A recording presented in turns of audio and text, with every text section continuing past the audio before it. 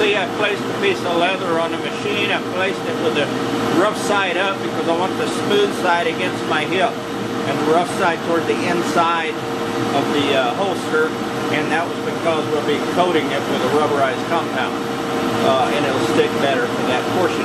Now what we're going to do next is we're going to set the autofocus of the laser for the thickness of the material. We do that by having this underneath the autofocus portion of the laser. Then we're going to push this button, the Z button. It's going to go into, after I'm pushing escape, then we're going to run it all the way down. So you get the cable's going down. Now we know it's underneath there, so now all we'll do at this point, still in the the Z axis, we're going to push reset. It's going to come up by itself, and that sensor is going to stop it at the ideal height for cutting. So now we're going to remove the gauge.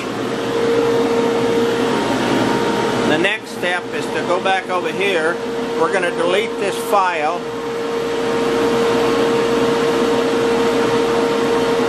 And then we're going to close the screen. Up here we're going to go double click on these settings. We're going to bring that down to, let's say, 330. Oops, sorry. We're going to bring the speed down to 30, take the power up to 90.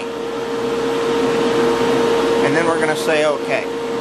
Now you'll see up here that's exactly what it has. The speed is 30 and 90. Okay? Now let's save this so we can use it again.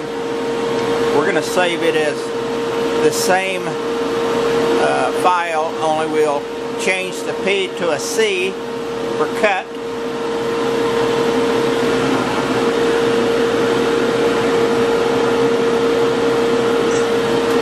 And we'll save it.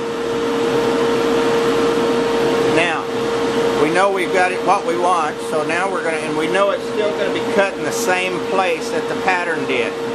So all we had to do was be like 12 by 13.5 from the side and from the bottom. Now we'll push download again. We're going to download the current one, which is the one we just saved.